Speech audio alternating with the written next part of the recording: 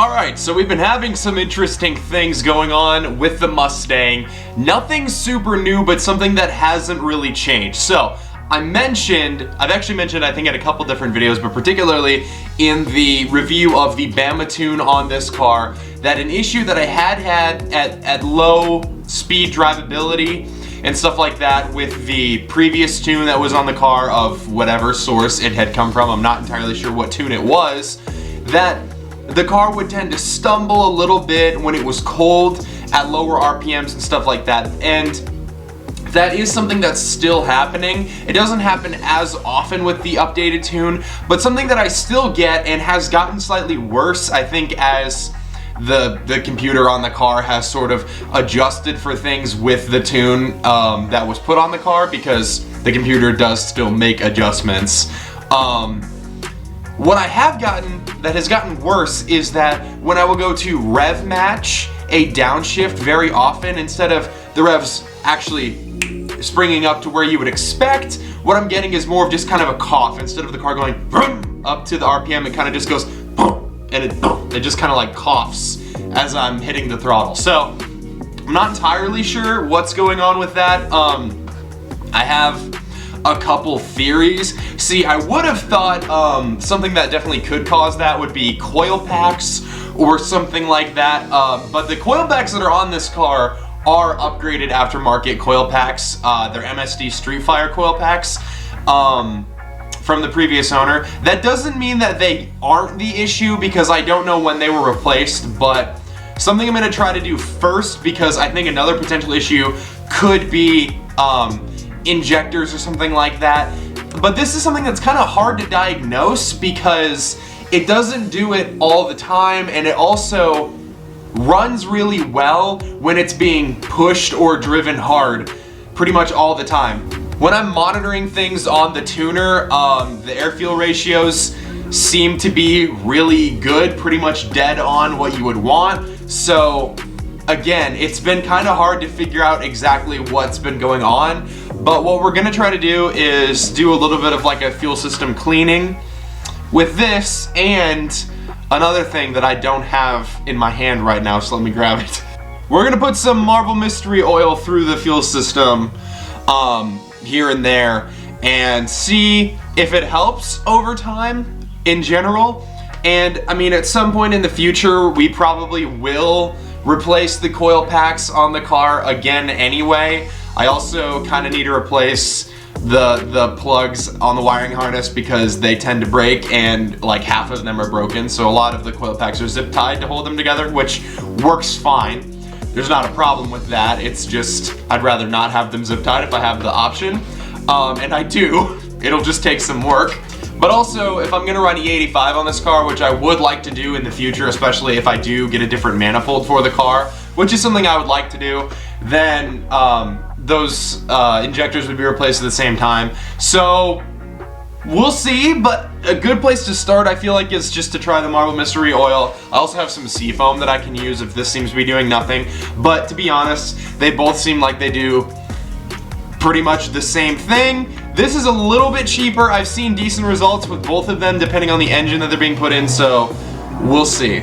We might also put a little bit of this in the oil depending on how much is supposed to be replaced with this, just to sort of clean the engine a little bit. I don't know how much it's really gonna do, but it might be worth a shot. I'm kind of getting up to the mileage where I'm gonna need to do an oil change on this car soon anyway.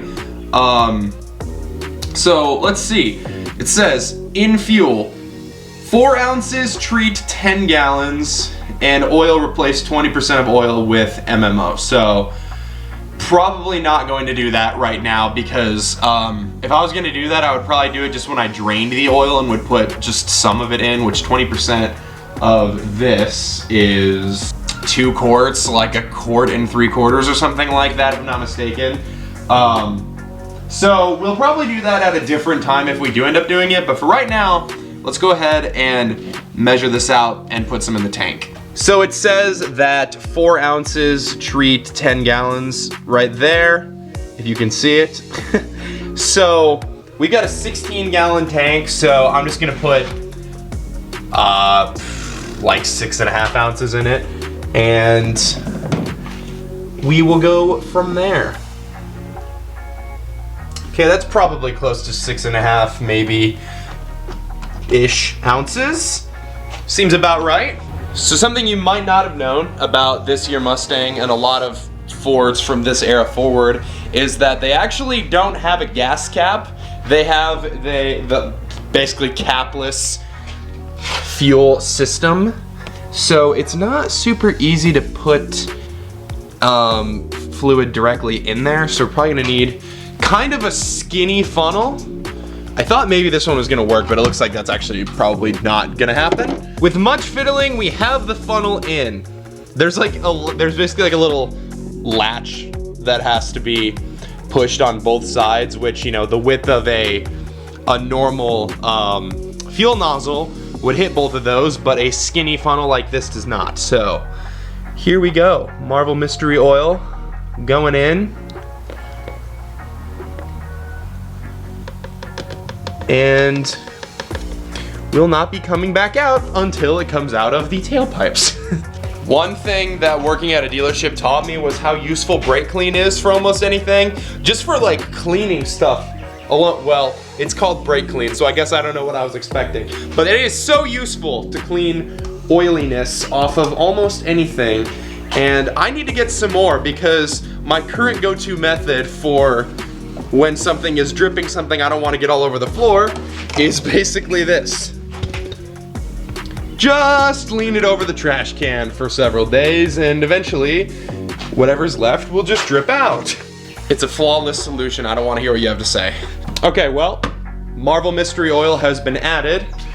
And now we're gonna go get some coffee because I am super tired and I like coffee and I have enough stars at Starbucks because maximum #whitegirl that I have a free drink available, so you know I'm gonna do it. You know, a question that I ask myself on a daily basis is, am I, Colton, addicted to V8 startups? And the answer is really obvious. Yes, of course I am. The problem comes when you're not, so let's do this.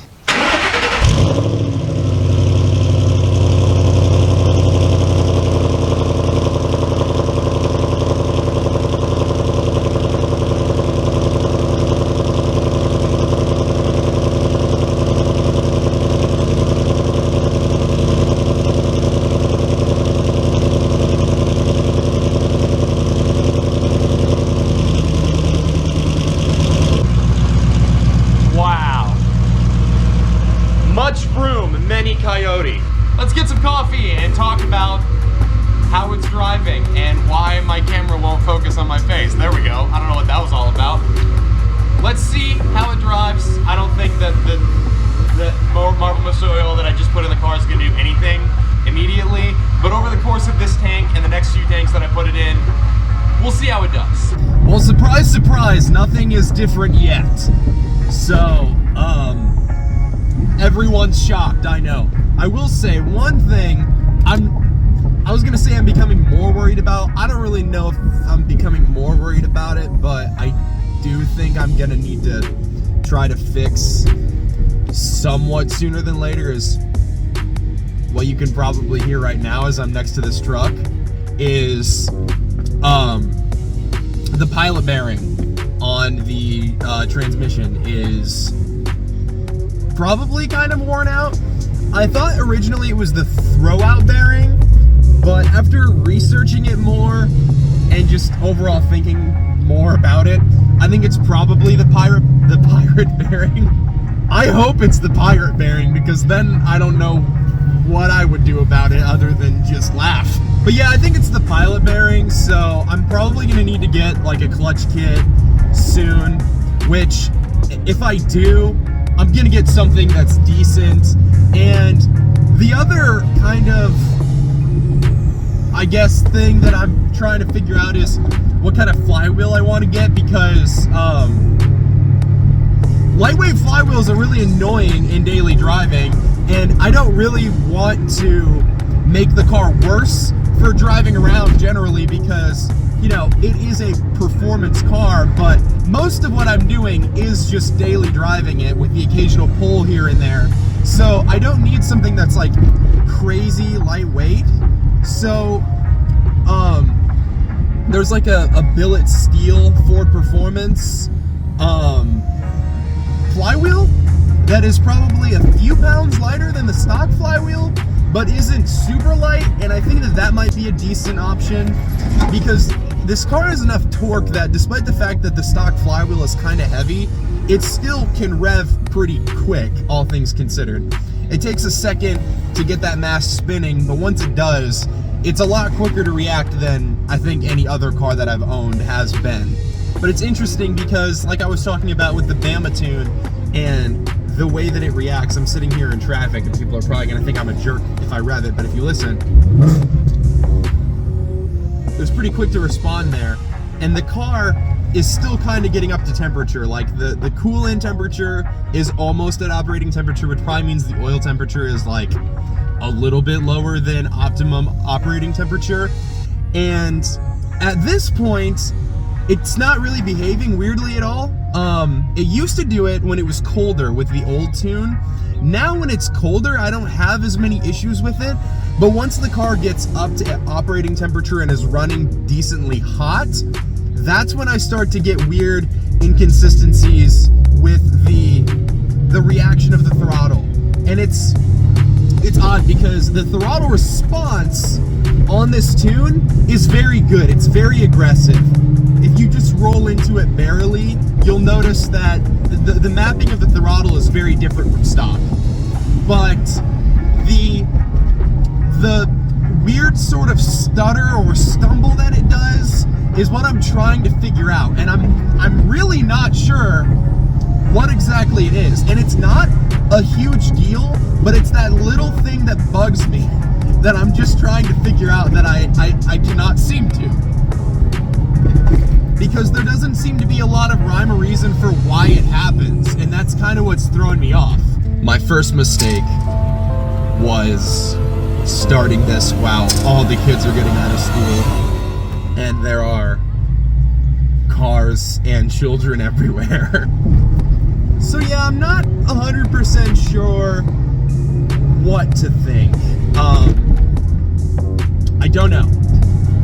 I'll continue playing with it and trying to figure it out, but I'm just not 100% certain what it might be. Obviously, it's probably fuel or spark delivery related.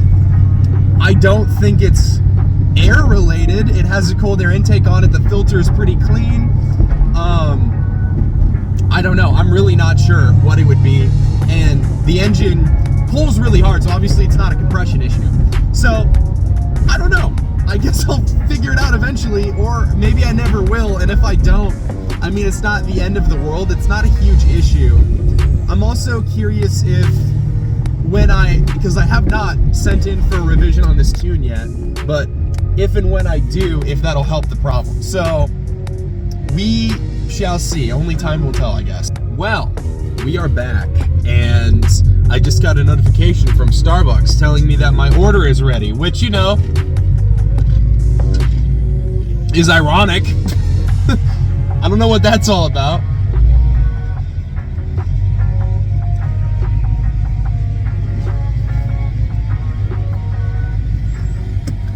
We're in! Good! Well, we're back, and the Marvel Mystery Oil, albeit still a mystery whether it's going to do anything or not, did not explode, which again, total mystery. It could have, for all I know. That didn't sound comforting. There was a sound of shifting lumber, which was probably just something that's stored in the loft, but I didn't like that. Who's up there? I've got a weapon! This is a BB gun, by the way, calm down. I guess I'll pop the hood and just look under it and see if anything looks suspect, but I don't really know what I'm expecting to see. Actually, I'm not expecting to see anything. I really wish I had my flashlight out here, but I do not right now, so phone flashlight it is. And I mean, I've looked over everything in this engine bay a lot of times, and I mean, nothing looks suspect at all, really. Maybe I should put this little, I'm totally gonna burn my hand on the freaking header. The little cover for the ground on the alternator that has apparently popped off. Can I even get that back on there? Probably, but I'm a little bit afraid to right now while I'm an inch and a half away from the freaking burning hot header. Yeah, I don't know. I mean, I'm really not sure what the deal is. I might try and pull this filter off and clean it. I mean, it looks pretty dirty as I look at it again. I mean, it's black, so it's kind of hard to tell, but it does look kind of dirty, so maybe that's the issue. I really doubt it. I'm not 100% sure though. The one other thing is that I shortened this crankcase ventilation tube because it was like really oversized, and it's a little bit kinked from me doing that because I shortened it probably like half an inch too much or something like that.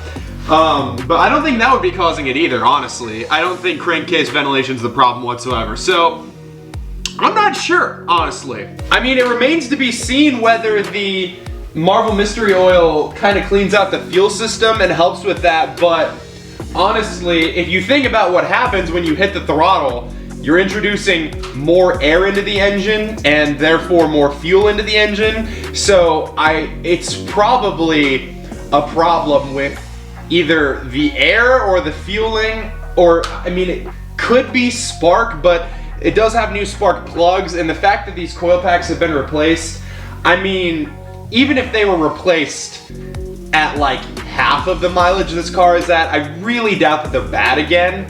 So I'm not really sure what to say for certain. So little interjection before I finish this video, I went ahead and I started taking off the air filter to get a look at it, and it is pretty dirty.